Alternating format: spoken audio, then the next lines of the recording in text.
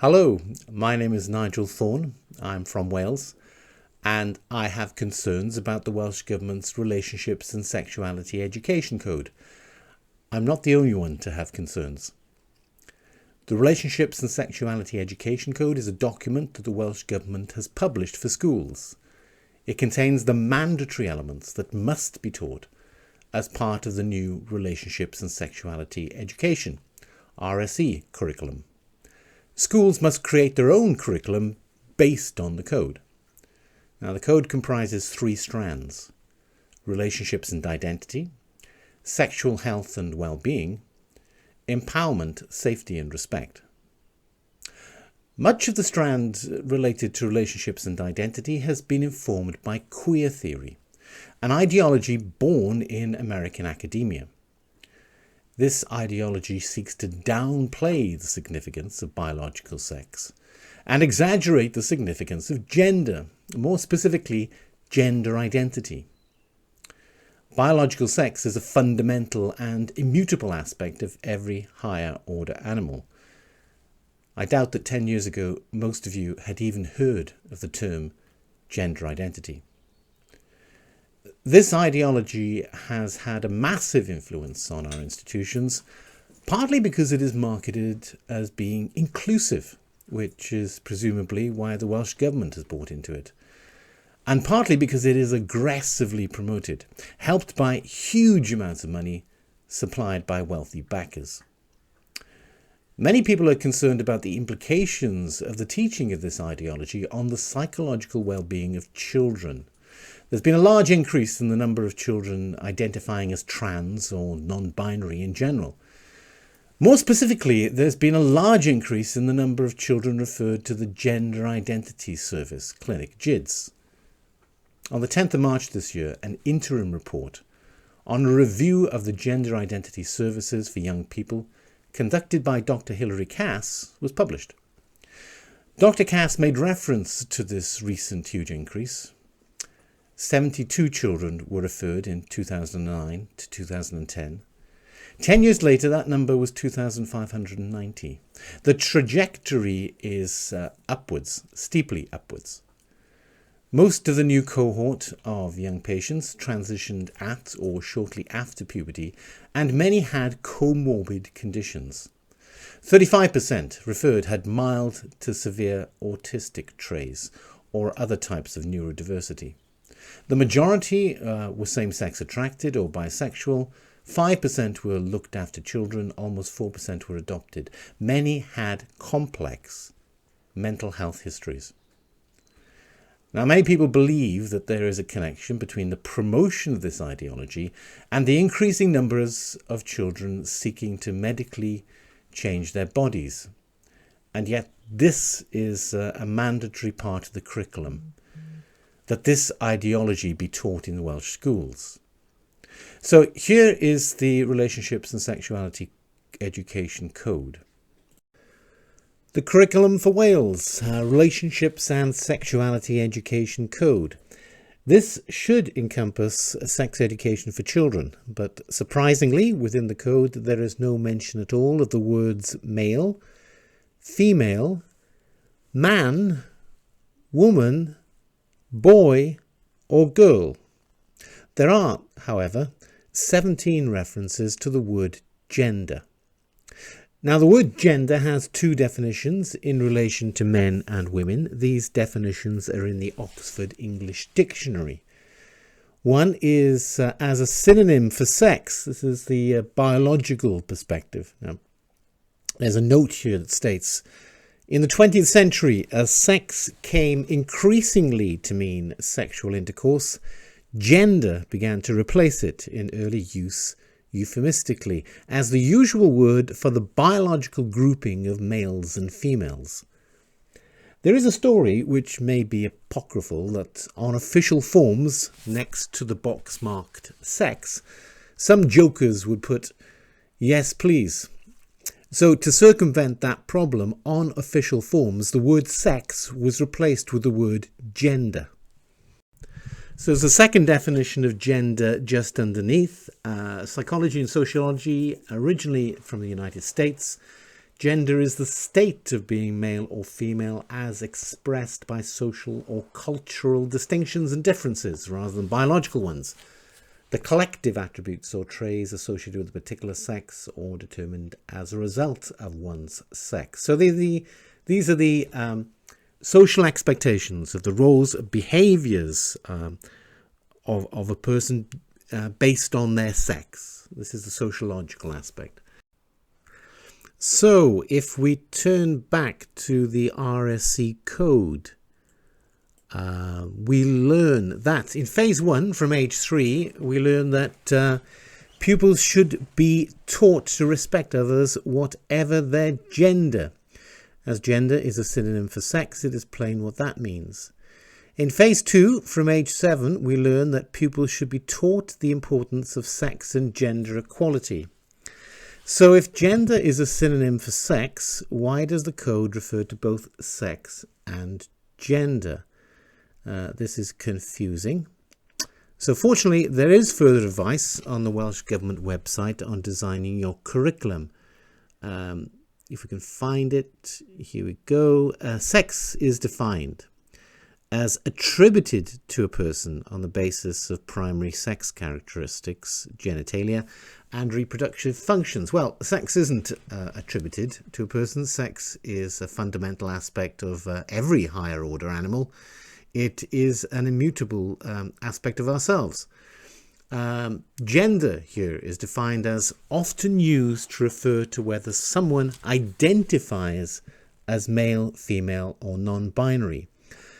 A person cannot identify into a sex category. Sex is immutable. If a person of one sex believes they should be another, they are suffering with gender dysphoria, a condition where a person experiences discomfort or distress because there's a mismatch between their biological sex and gender identity. This is a mental health condition. Right, so there's no reference to the words male and female in the code. And in the Designing a Curriculum page on the Hub website, there's no reference to the words male and female other than as defining these words as gender identities. So this is an additional definition of gender that relates to how one feels inside, which obviously undermines the Oxford English definition where gender is a synonym for sex. This is confusing. So to clarify this, we can look at the recommendations of the Education Expert Panel. They produced a document titled Informing the Future of the Sex and Relationships Education Curriculum in Wales. This is the source document that forms the basis of the RSE Code. Now, the document includes a definition of sex in the glossary that states, sex is used in this report to refer to the biological processes and attributes that societies use to assign sex categories, e.g. male, female, intersex. These biological attributes include chromosomes, hormones, and internal and external physical, sexual, and reproductive anatomy. Societies don't assign sex categories. Sex categories are there. They're an aspect of every higher order animal. The document also includes a definition of gender. That states, gender is used in this report to refer to how sexed bodies are lived, e.g. as identity, as expression, through social interaction, represented, e.g. in language, media, popular culture, and regulated, e.g. by social cultural norms such as the stereotypes of masculinity and femininity, and in law. While the concept gender can include the different ways societies assign chromosomes or body parts to sex categories,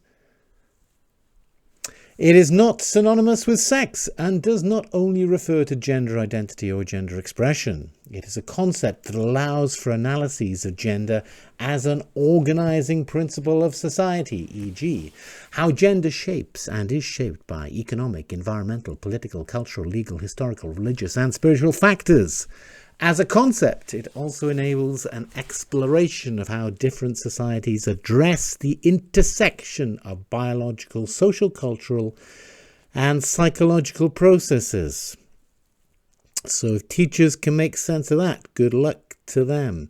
It shouldn't need to be stated. Societies don't assign chromosomes or body parts to sex categories. Biological sex is a fundamental aspect of every higher order animal. If we couldn't speak, if we didn't have the language, we'd still reproduce. In this definition, gender is not synonymous with sex. So the Welsh Government instruction for RSE teaching is that schools should add another definition of gender that is not in the Oxford English Dictionary. Gender is what we feel we are.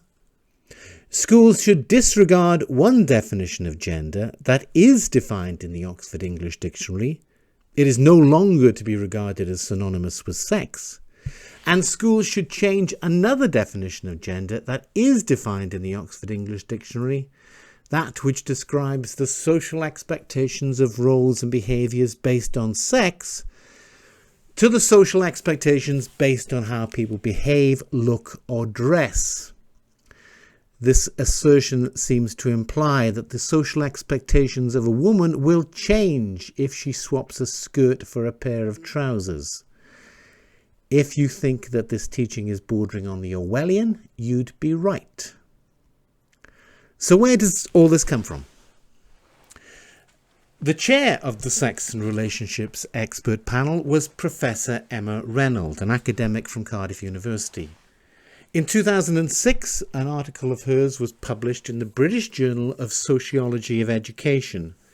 The article was titled, "They Won't Let Us Play Unless You're Going Out With Them, Girls, Boys and Butler's Heterosexual Matrix in the Primary Years."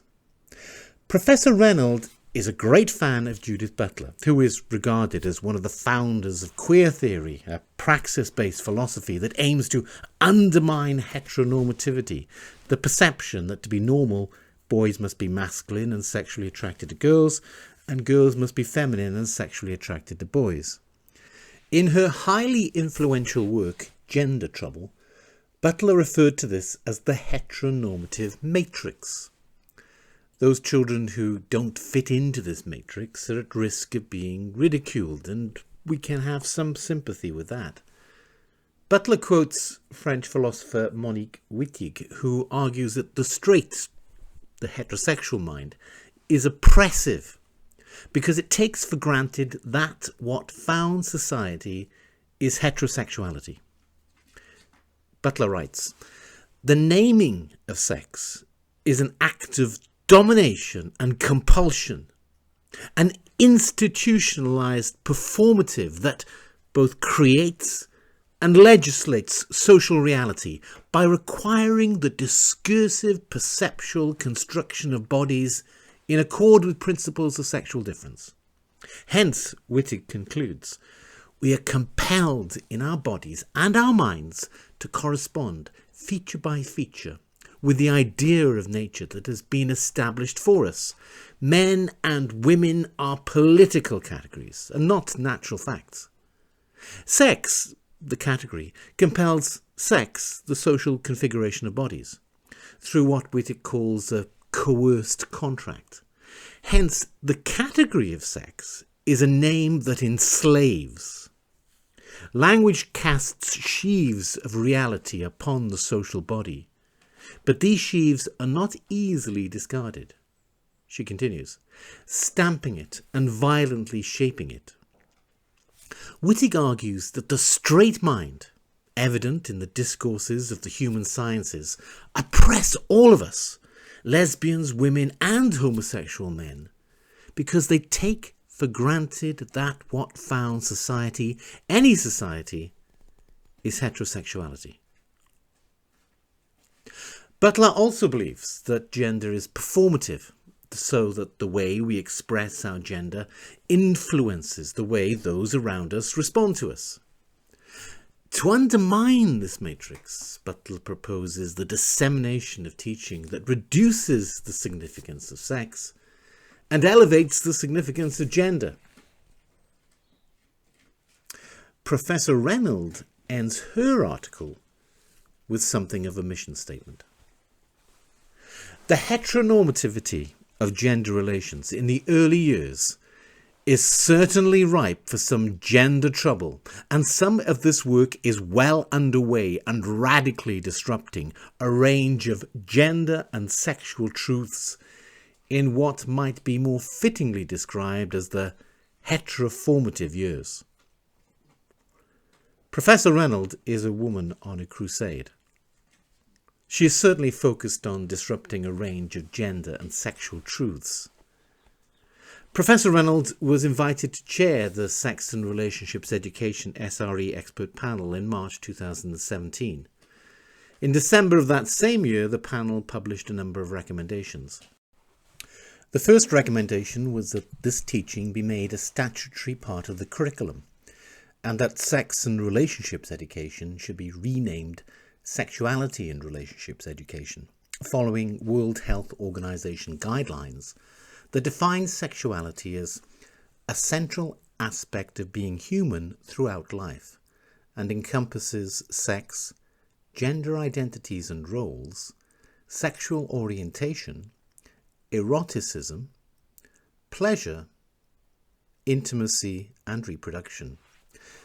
These recommendations were accepted by the Welsh Government, and this is what will be expected to be taught to children in Welsh schools. Professor Renold has produced resources for use by teachers in Wales that can be found on Hub, the Welsh Government education site. The resources are interactive. They can be downloadable as PDF documents. One is called Primary Gender, that's for use with children from the ages of 7 to 11, and the other is Gender, that's to be used with children from the ages 11 to 16. The Welsh Government are encouraging teachers to use primary agenda. Kirsty Williams, the former Education Minister, sang its praises in 2019, and Jeremy Miles, the current Education Minister, fully supported it. It's really important to me that we ensure that children and young people in Wales grow up to be healthy, confident and compassionate individuals. And today we see the launch of Cardiff University's Primary Agenda. These are free teaching resources for those that are working in our primary schools with children aged 7 to 11 to help deliver really important, exciting and engaging relationships education. I hope that our teachers will really engage with these resources, and I want to say a huge thank you to everybody that has been involved. By working together on these important lessons, we can realise the dream of children growing up to be healthy, confident, compassionate individuals. So please follow along, and a huge thank you to everyone that's been involved.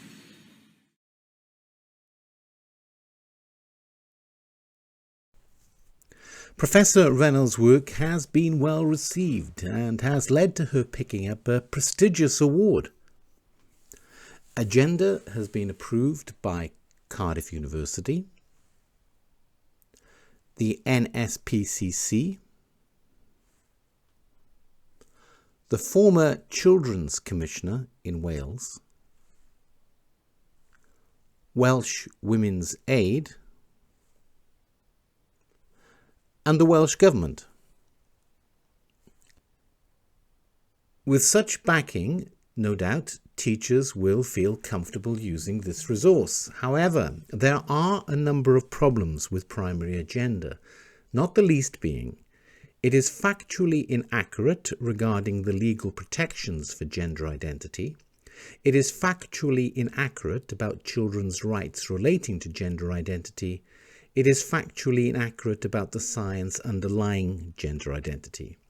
It seems that in her enthusiasm to downplay the significance of biological sex and exaggerate the significance of gender, Professor Renold has been less than truthful. In a section on Sam's story, the resource states that identity-based bullying refers to any form of bullying related to the characteristics considered part of a person's identity or perceived identity group. This can include their disability, gender, gender identity, race, religion or belief, or sexual orientation. These are referred to as protected characteristics by the Equality Act 2010. There are 9 protected characteristics covered by the Equality Act. They do not include gender or gender identity. As the Equality and Human Rights Commission explain, these cover the characteristics of prejudice-based bullying in schools. Transgender identity is included in a separate piece of legislation related to hate crime. The resource states that children have a right to an identity, including a gender identity. The United Nations Convention on the Rights of the Child does not mention gender identity. The section that references the term identity reads, Article 8.1, states parties undertake to respect the right of the child to preserve his or her identity, including nationality, name and family relations, as recognised by law without unlawful interference. Article 8.1 provides as examples of a child's identity those facets of a child's experience that are external to the child and root them in their family, community and country. In contrast, gender identity is highly personal. Professor Renold's reference may refer to an updated implementation handbook prepared for UNICEF. The handbook adds other potential elements of identity, including gender identity. Advice given in this handbook has no legal standing. In 2018, it was reported that the author of the handbook was jailed for the rape of a 13-year-old boy. Leaving aside the question as to why it is thought appropriate to take instruction on children's rights from the rapist of a 13-year-old boy, anyone who claims rights is insisting that everyone else has an obligation to uphold those rights. If children have a right to a gender identity, then others have an obligation to recognise that identity. In August 2021, it was reported that a boy in a secondary school in Rhondda Cynon Taf was socially affirmed without his parents' knowledge. The child's name and the pronouns used to refer to him were changed. Teachers were following advice in the Council's Transgender Toolkit for secondary schools. The Council only backed down after the threat of legal challenge. Academics, politicians and activists appear to think that they know better than parents. In reference to social transitioning, the CAST report stated, "It is important to view it as an active intervention because it may have significant effects on the child or young person in terms of their psychological functioning. The school's actions and the assertion that a child has a human right to a self-declared gender identity is a contravention of Article 5 on the Conventions of the Right of the Child. States parties shall respect the responsibilities, rights and duties of parents, or, where applicable, the members of the extended family or community, as provided for by local custom, legal guardians, or other persons legally responsible for the child, to provide, in a manner consistent with the evolving capacities of the child, appropriate direction and guidance in the exercise by the child of the rights recognised in the present convention. Children cannot possibly have the capacity to be aware of the social-cultural influences on their psychology, nor of the lifelong implications of future medical intervention. An ideological agenda is being pushed on our children and parental concerns are being ignored." The resource states gender identity is used in this resource to refer to a person's inner sense of self. gender identity does not necessarily relate to the sex a person's assigned at birth. Feelings about gender identity start early, about the age of 2 to 3. Sex is not assigned at birth. Sex is determined at conception. The statement regarding feelings about gender identity starting at 2 to 3 is not based on fact. It is based on an hypothesis. The hypothesis is that gender identity is innate.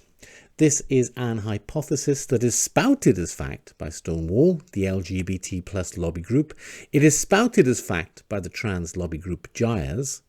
And if you use Hub to search for transgender, you will find a resource for teachers called Understanding Gender Variance and Transgender.